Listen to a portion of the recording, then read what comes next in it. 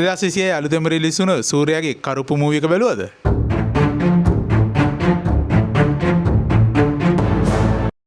IMDb rating 6.3ක් ගත්ත massive hit එකක් වන කරුප්පු චිත්‍රපටයේ සූර්යා, ත්‍රිෂා සහ RJ බලාජි විසින් ප්‍රධාන චරිතවලට පණ පොවනවා. ඒ වගේම මේ චිත්‍රපටය අධ්‍යක්ෂණය කරලා තින්නේද චිත්‍රපටයේ ප්‍රධාන දුෂ්ටයාගේ චරිතයට පණ පොවන RJ බලාජි විසින්මයි.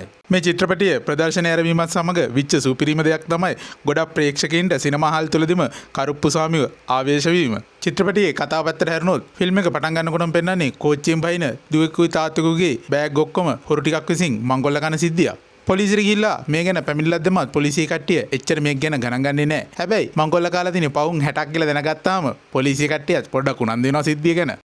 ඊට පස්සේ අපිට ෆිල්ම් එකේ පෙන්නන්නේ මේගොල්ලෝ මෙහෙම පවුන් 60ක් අරන් එන්න හේතුව තමයි දුවට කරන්න තියෙන ඔපරේෂන් එකට අවශ්‍ය කරන සල්ලි හොයාගන්න කියලා. පොලිසිය කට්ටිය කොච්චර උනන්දුද කියනවනම් පහුවදා උදේ වෙනකොටම හොරු ටික අල්ලලා ඒ වගේ මේගොල්ලන්ට දැනුම් දෙනවා ඇවිල්ලා බලන්න කියලා. මේගොල්ලෝ ගිහින් බලනකොට මංගොල්ල කාපු පවුන් 60න් තියෙන්නේ පවුන් 45යි. පොලිසියයි කියනවා ඉතුරු පවුන් 15 ඊයේ රෑම මේගොල්ලෝ වියදම් කරලා කියලා. ඒත් කමක් නැහැ කියලා හිතන තාත්තා පවුන් 45ත් අරගෙන ගෙදර යන්න හදනකොටම පොලිසියේ ඉන්න නිලධාරියා කියනවා ඕගොල්ලන්ට මේ රත්තරන් බට්ටු එක එකපාරටම රිලීස් කරන්න බෑ උසාවියෙන් ගන්න කියලා. ඊළඟට අපිට පෙන්වන්නේ උසාවියේ නඩුව කතා කරන අවස්ථාවක්. මේ උසාවියේ ඉන්න නඩුකාරයා පගාවට වැඩ කරන කෙනෙක්. පෙනිපෙනිම වැරදිකරුව මේ නඩුකාරයා විසින් නිදහස් කරලා හරිනවා. අර රත්තරන් බඩු නැතිවෙච්ච නඩුවත් එන්නේ මේ උසාවියේ තමයි. මේගොල්ලන්ගේ නඩුව බාරගන්නේ බේබි කන්නන් කියන හොර නීතිඥයෙක්. එයා නඩුකාරයාත් එක්ක එකතු වෙලා නඩුව දිනෙන් දින කල් දමමින් මේගොල්ලන්ගෙන් සල්ලි කරන වැඩේ තමයි කරන්න හදන්නේ. මේ අතරේ රත්තරන් බඩු නැතිවෙච්ච තාත්තා අර බේබි කන්නන් කියන ලෝයට කියනවා ඇත්තටම පවුන් 60ක් තිබුණා පොලිසියෙන් 45යි හොයලා දුන්නේ කියලා. මේකත් එක්ක බේබි කන්නන් යනවා පොලිසියට. පොලිසියෙන් කියනවා ඇත්තටම 45යි තිබුණේ කියලා. හැබැයි බලන් ගියාම පොලිසිය ස්ථානාධිපති ගෑනු කෙනා ඉතුරු 15 තියාගෙන බේබි කන්නන් පොඩ්ඩක් බලපෑම් කරාම ඉතිරි 15 එයාට දෙනවා. හැබැයි එයා නම් ගිහිල්ලා අර තාත්තට ඒ ටික දෙන්නේ නැහැ. එයා ඒ ටික සාක්කුවේ දාගෙන ඇවිල්ලා අර තාත්තට කියනවා ඇත්තට මේ ටික නැහැ කියලා. ඊට පස්සේ අපිට පෙන්නන්නේ මොකක් හරි හේතුවක් දාලා නඩුව මාස ගානක් තිස්සේ කල්යන අවස්ථාව.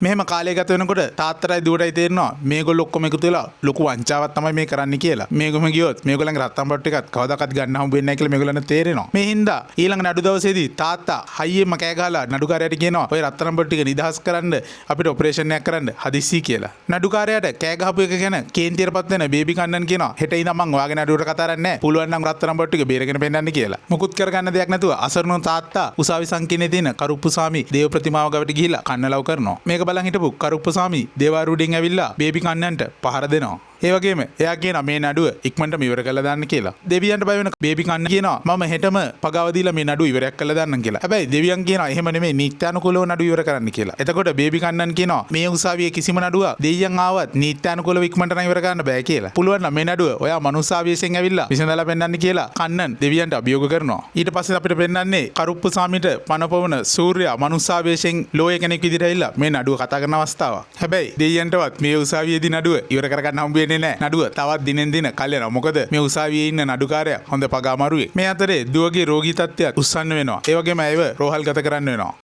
මෙතෙන්දී රෝහලින් කියනවා ඇයගේ ශල්‍ය කර්ම ඉක්මනටම කරන්න ඕනි. අවශ්‍ය කරන සල්ලි ඉක්මනටම අරන් එන්න කියලා.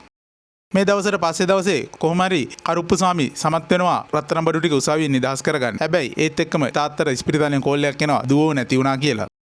මුළු නීති පද්ධතියටම සාප කරමින් ඒ තාත්තා උසාවියෙන් පිටව යනවා. මේකත් එක්කම කරුප්පු ස්වාමි දෙවියනුත් ගොඩක් කෝපයටපත් වෙනවා. ඔහු මේ ඔක්කොම හොර ලෝයස්ලට පහර දෙන්න පටන් ගන්නවා. මේත් එක්ක මේ උසාවියේ වැඩ කරනවා ප්‍රීති කියලා හොඳ ලෝය කෙනෙක්. එයා කරුප්පු ස්වාමි දෙවියන්ගෙන් ඉල්ලනවා මේ හොර ලෝයස්ලා එක්කෙනෙක්ටවත් උසාවිය ඇතුළතදී බොරු කියන්න බැරි කරන්න කියලා. දෙවියන් ඇගේ ඉල්ලීම ඉටු කරනවා. මේකත් එක්ක හොර නීතිඥවරු එකින් එක නඩු ඔක්කොම පරා දෙන්න පටන් ගන්නවා. මේ අතරේ බේබි කන්නන් කියන හොර නීතිඥයා හොයා ගන්නවා කරුප්පු ස්වාමි කියන්නේ ප්‍රාදේශීය දෙවියෙක් කියලා. ඒ වගේම මේ උසාවිය පිහිටලා තින්නේ ඒ දෙවියන්ගේ බල ප්‍රදේශය කියලා. ඒ හින්දා මේ උසාවිය වෙනත් භූමියකට අරයි යන්න ඕනි කියලා බේබි කන්නන් තීරණය කරනවා. මේ සඳහා එයා ඉන්න අනිත් හොර ලෝයස්ලත් එක්ක එකතු වෙලා අබලන් වෙලා තියෙන උසාවිය ඉක්මනින්ම විනාශ කරන්න කටයුතු කරනවා. පවතින මේ උසාවිය තවදුරටත් ආරක්ෂිත නැහැ කියලා ඔප්පු කරන බේබි කන්නන් උසාවිය වෙනත් ආරක්ෂිත භූමියක අලුතෙන් ගොඩනගන්න සමත් වෙනවා. කරුප්පු දෙවියන්ට මේ ප්‍රදේශය තුලදී බලය තිබුණේ නැතත් මේ උසාවි භූමිය තුලම අලුතෙන් කරුප්පු දෙවියන්ගේ පිළිමයක් හදලා අර හොර ලෝයස්ලා ඔක්කොටම දෙවියන්ට තියෙන බය නැවතත් ඇති කර මේකත් එක්ක අනිත් හොර ලෝයස්ලා තවත් හොර වැඩ කරන්න බය වෙනවා. හැබැයි මේ අලුත් උසාවිය විවෘත කිරීමේ දිනේට බේබි කන්නන් සහ සහභාගී වෙනවා. එයා එයාගේ මැර පිරිසත් එක්ක ඇවිල්ලා කරුප්පු දෙවියන්ට බැනවදිමින් හැසිරෙන්න පටන් ගන්නවා. මේ අතරේ ෆිල්ම් එකේ කරුප්පු දෙවියන්ට පනපවන